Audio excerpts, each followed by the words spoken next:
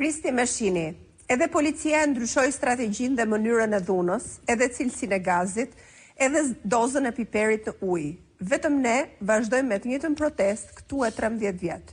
Pse nuk shkoni aty me makina, traktor, autobus, lërini aty dhe ikni, sepse në Europën ku duam të shkojmë, nuk bëjmë muhabet, nuk hidhem fishek zjarre, nuk digjen goma, nuk hahet as gaz, as dru apo fara. Kur policia dhunon deputetët, popullin e shqyen, siç ka bërë deri më sot, por ju keni veç procedime se keni imunitetin, kurse ne populli prangat e paraburgimit. Ku është vija e kuqe për ju që do të thoshnit mjaft më, duhet ndryshimi fort? Pse qytetarët ndihen të lodhur nga protestat dhe si do t'i riktheni ata në shesh? A ka ardhur koha për një brez të ri në krye të PD-s apo jo? A është opozita sot më shumë në rrugë apo në mungesë idesh? Pra, pyetja juaj, së pari, edhe njëherë nuk na dikton njeri ne, dhe nuk na ka diktuar taktikën tonë.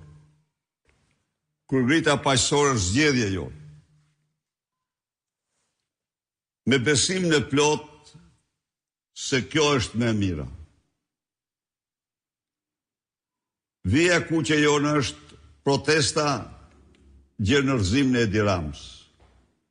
E lodhshme, raskapitse, e mundimshme, por ne këte kemi zgjedhur.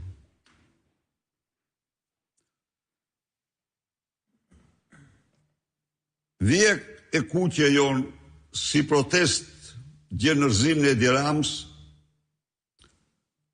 është jetike, jo vetëm për Shqipërinë, jo vetëm për Partinë Demokratike, po edhe për Shqipërinë, që të ketë një opozit me zë të fuqishëm.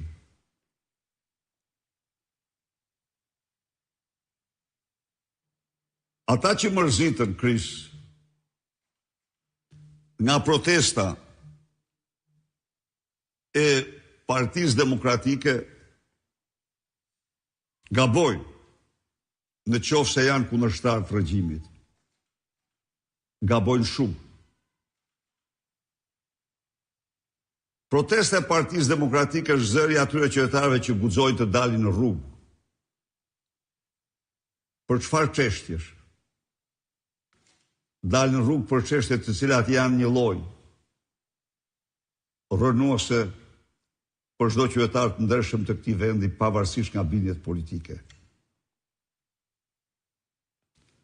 Mendo pak njerë sikur Partia Demokratike të mos dilte në rrugë, po të ndiqte shumicën e heshtur. Çfarë do thoshte kjo për Shqipërinë? Çfarë do thoshte?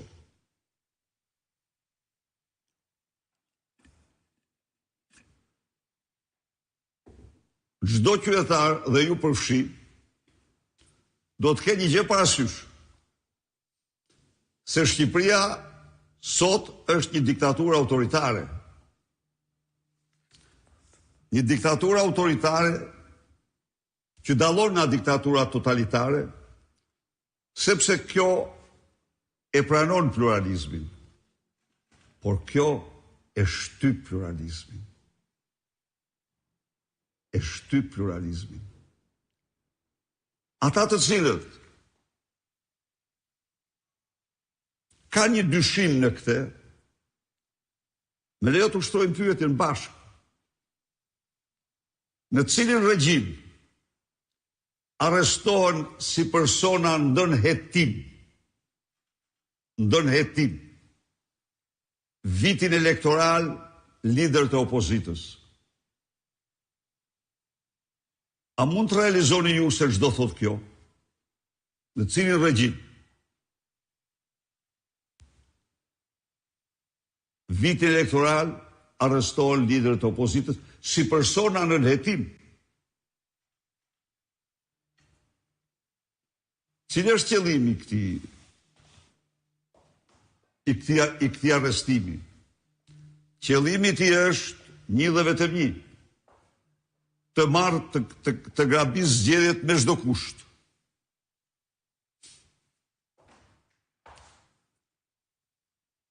në cilin regjim përdoren kartelet e drogës për të përsaktuar rezultate e zgjedhjeve, siç e përsaktuar në Durrës, siç e përsaktuar në Elbasan, siç e përsaktuar në Vlorë, në Fier dhe një sëri qytetesh tjera. Kur mendon, mos harro se këto kartele administrojnë miliarda, jo qindra milion, miliarda euro. Dhe ato kanë vetëm një detyrë në bashkëpunimin politik, zgjedhjet, garantimin e fitores. Nuk e di ku jeton, por do të përgjigjem për këtë lidhur me këtë fenomen me një deklaratë.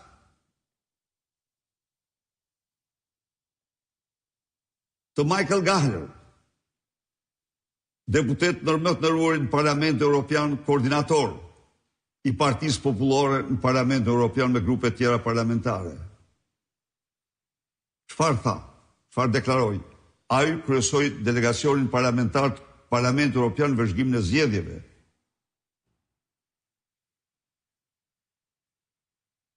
Ai deklaroi aty në Bruksel se në Shqipëri krimi organizuar nuk lejon rotacionin e pushtetit. Ndaj dhe në formulimin e mendimeve është e domosdoshme të marret parasysh realiteti.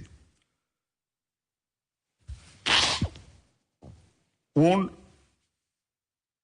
këtu në të bisedë me ty unë ndala vetëm në një aspekt, në aspekt e krimit organizuar dhe terrorit politik në opozicë. Por mund të them tjetrën, vetëm 2 ditë para zgjedhjeve u falen 2 miliard gjoba dhe kamata. Me 2 miliard gjoba dhe kamata blen zgjedhjet jo në Shqipëri me 1.400.000 zgjedhës, por blen zgjedhjet në një vend dhe 2 dhe 3 herë më të madh. Vim tek Partia Demokratike. Partia Demokratike është një proces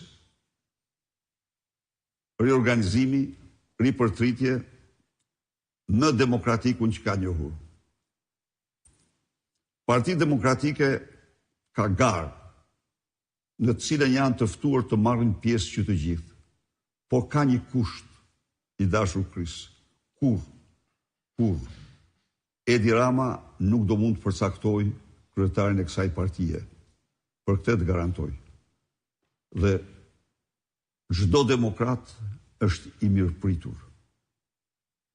Në garë është i mirëpritur të zëj pozicionin dhe siguroj që po bëhet shumë punë për hapësira gjithnjë më të mëdha për të rit, po kryetarin e kësaj partije do e caktojnë vetëm demokratët me votën e tyre. Dhe asnjëherë askush tjetër.